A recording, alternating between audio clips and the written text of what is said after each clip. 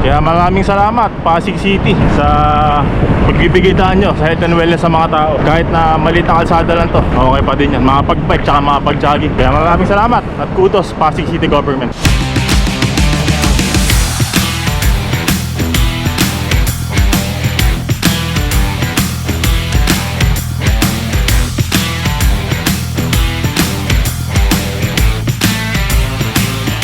Yan! Welcome na naman sa isang episode. So ang episode natin ngayon, sayo pa din. Meron dito sa may Pasig na car free weekends. Kaya let's go! Time check, alas 2 na. Late na tayo nakalabas dahil baliktad ang tulog natin. Madaling araw hanggang tanghali tayo natutulog. Di natin gusto yun, pero doon nakakatulog yung katawan natin. Yun ang nabasa nga natin dito sa may Pasig. Meron silang car free weekends at hindi lang Sunday yun. So kung di available na Sunday, pwede ka mag-sign na Saturday. At maganda din yun. Ngayong busy na talaga tayo lahat at back to normal na. Saturday o Sunday, pwede ka pumunta.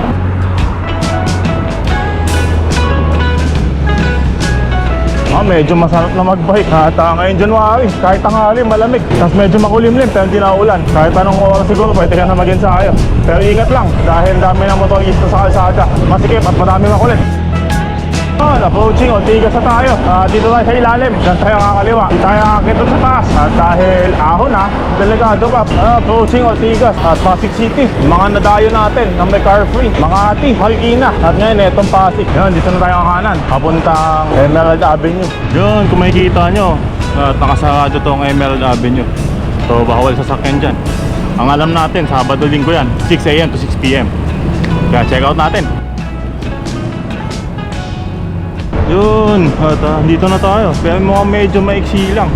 Pwede pag-insayuhan dito. Late na street lang yung sinara nila. Pero okay pa din, okay pa din. 6 AM to 6 PM Saturday, Sunday. Ito sa Ortigas, Emerald Avenue. Kaya maraming salamat Pasig City sa pagbibigay daan nyo sa health and wellness sa mga tao. Kahit na maliit na kalsada lang to, okay pa din yan, makapag-bike tsaka makapag-jogging, walking o kung ano man. Kaya maraming salamat at kudos Pasig City Government. Wala nang tao, pati tanghali na, alas 2 na. Kaya subukan natin gumawa ng lock. Unti na lang yung tumatakbo tsaka yung nagbabike. So hindi ka din makakapabilis dito dahil nga maiksi lang. At wala, hindi ka din makakabelo. Pwede na kung hindi ka talaga sanay mag-bike sa kalsada. May mga kasabay na sasakyan. So malaking bagay na to na pwede kang mag-bike dito o kaya dyan. Okay, mga 800 meters lang yung isang lock. Pwede na, kesa wala.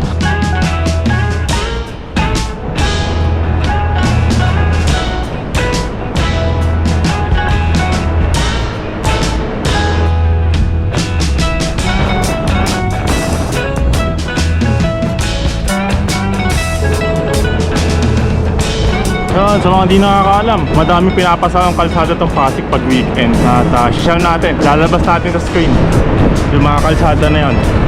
Usually Sundays pero madami nga, iba-ibang kalsada dito sa may Pasig. So yan, mga 5-6 ata yung kalsadang pinapasaran nila. Kaya maraming salamat ulit Pasig City Government. Okay, tapos na tayo. At rekta na tayong Dunkin. Dunkin Philippines, baka naman.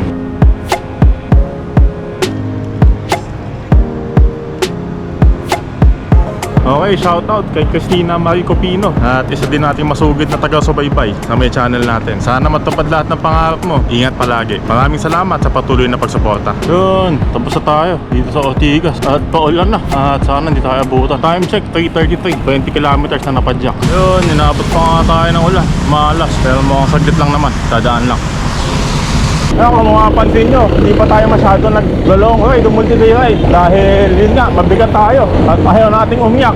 Yung tulad dun sa may Mount Samat, di natin aakyat. Yun, nasa may Agham na ako. At malapit na tayo makauwi. Pero bago natin tapusin ang episode, shoutout muna kay Roger Haina. Hindi ko alam kung nasabi ko ng tama pangalan mo. Pero nakasama namin siya nung umahon kami sa may Padre Pio dito sa may San Jose del Monte, Bulacan. At maraming salamat sa suporta. At sana matupad lahat ng pangarap mo. Ingat palagi. Yun, time check 4:22. At nakaka-29 kilometers tayo na padyakan. Pero dito na natin tatapusin ang episode na to. Ang episode na nag-car free weekends tayo sa may Pasig. Hanggang sa muli, salamat!